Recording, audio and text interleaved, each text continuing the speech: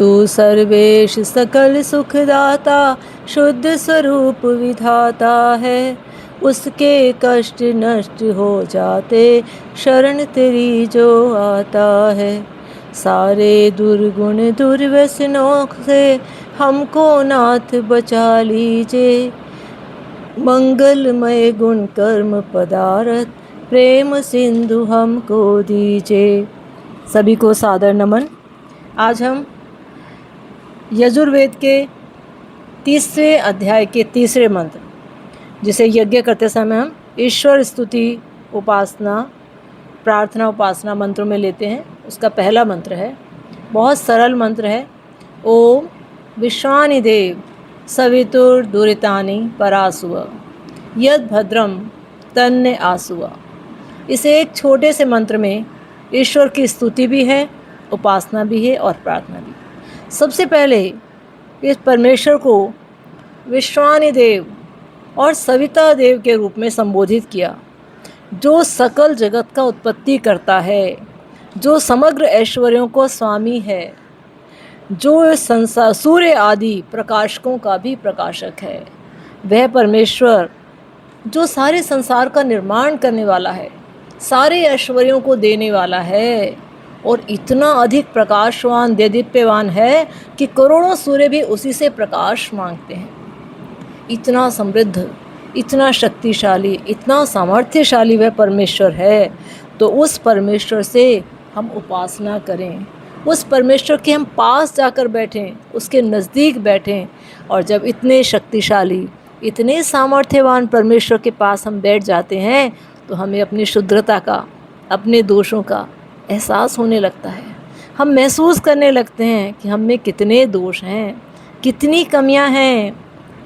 और फिर हम नम्रता के भाव से, समर्पण के भाव से परमेश्वर से प्रार्थना करते हैं कि हे देव, विश्वानि दुरितानि, सारे विश्व के जितने भी दुरितानि माने दुर्गुण हैं, दुर्व्यसन हैं, दुर्भावनाएं हैं, पाप हैं, दोष हैं, वो सब हमारे दूर कर दीजिए।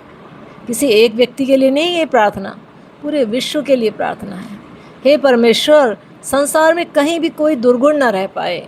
हम सब के मनों से छांट छांट कर दुर्व्यसन, दुर्गुण, बुराइयाँ उनको दूर कर दीजिए। क्योंकि जब समाज में लोग दुर्गुणों का शिकार होते हैं, बुराइयों का शिकार होते हैं, तो पूरा समाज पीड़ित होता है, पूरे समाज को कष्ट। एक क्रोधी व्यक्ति अपने आसपास के समस्त लोगों को दुख पहुंचाता है। एक कामी व्यक्ति जब व्यभिचार करता है तो कितने लोग पीड़ित हो जाते हैं। अहंकारी व्यक्ति अपने अहंकार से बहुत नुकसान पहुंचाता है समाज को। इसलिए परमेश्वर से क्या प्रार्थना की गई? एक नहीं, समस्त विश्व के जितने भी दुर्गुण हैं उन सबको समाप्त कर दीजिए। चुन चुन कर, खोज खोज कर हमारे सारे दुखों को दूर कर दीजिए।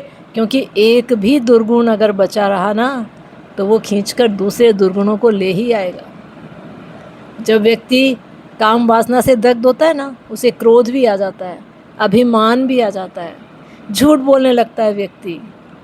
तो हम नहीं चाहते कि हमारे अंदर एक भी दुर्गुण बचे। हे प्रभु, हमारे सारे दुर्गुण दूर कर दीजिए, हमें पूरी तरह से दुर्गुणों से रहित कर दीजिए। और इतनी बड़ी सामर्थ्य केवल परमेश्वर की ही है। यदि हम अपनी सामर्थ्य से कोशिश करेंगे तो शायद कुछ दुर्गुण छूट भी जाएं। लेकिन पूरी विनम्रता के साथ हम प्रभु के चरणों में झुक जाते हैं और पूर्ण समर्पण करके कहते हैं, हे प्रभु, अपने हृदय की आसुरी प्रवृत्तियों के साथ युद्ध में विजय पाने के लिए हम आपका ही आंचल पकड़ते हैं, आपकी ही शरण आते हैं। प्रभु, हमारे दुर्गुणों को दूर कर दीजिए।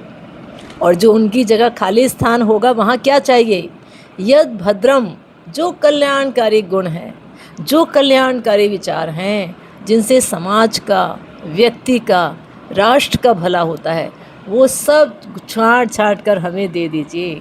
दया, प्रेम, अहिंसा, सत्य, त्याग, परोपकार, ऐसे सुंदर सुंदर विचारों को हमारी संपत्ति बना दीजिए। हे परमपिता परमेश्वर, आप ऐसा करने में समर्थ हैं। आप असीमित सामर्थ्य वाले हैं, परोपकारी हैं, हम सबसे बहुत प्रेम करते हैं। आपने ये सारी दुनिया हमारे लिए ही तो बनाई। परम ऐश्वर्य के स्वामी हैं, किंतु आप ऐश्वर्य का भोग नहीं करते। आप सब हमारे लिए हैं।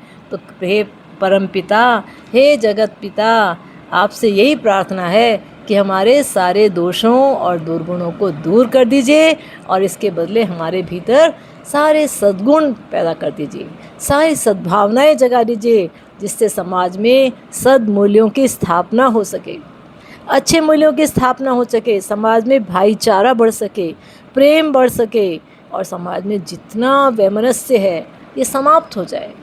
हम सब सच्चाई को देख सकें, हमारा विवेक जग जाए और हम देखें क्या नित्य है क्या अनित्य है, और अनित्य के पीछे भागना बंद कर दें और नित्य के रास्ते की ओर बढ़ें। हे परमेश्वर, हम इस संसार को नित्य समझ रहे अपनी अज्ञानता के कारण। हमारी अज्ञानता को आप दूर कर दीजिए, जिससे कि हम नित्य परमात्मा की ओर अपना ध्यान लगाएं। अपने जीवन में अधिक से अधिक समय हम अपने दुर्गुणों के कारण बर्बाद कर रहे हैं, अपने अविवेक के कारण बर्बाद कर रहे हैं। तो प्रार्थना की कि हे परमेश्वर, हमारा अविवेक, हमारे दुर्गुण, हमारी बुराइयां सब समाप्त कर दो, जिससे हमारा संसार में जन्म लेने का उद्देश्य ही पूरा हो जाए। और जन्म लेने का उद्देश्य क्या है? दुखों से मुक्ति। और दुखों से मुक्ति तब तक नहीं हो सकती जब तक हम अविवेक में फंसे रहेंगे, अज्ञान में फंसे रहेंगे, दुर्गुणों का शिकार होते रहेंगे। तो हे प्रभु, हमें दुर्गुणों का शिकार होने से बचाइए, हमारे दोषों को दूर कीजिए और हमें अपनी ओर लेकर चलिए। प्रभु, हम आपके मार्ग पर आना चाहते हैं, हम जन्म मरण के बंधन से छूटना चाहते हैं, मोक्ष का पथ अपनाना चाहते हैं। इसके लिए आपकी सहायता कीजिए चाहिए प्रभु, हमारी सहायता कीजिए, हमारी सहायता कीजिए। इति ओम शांति।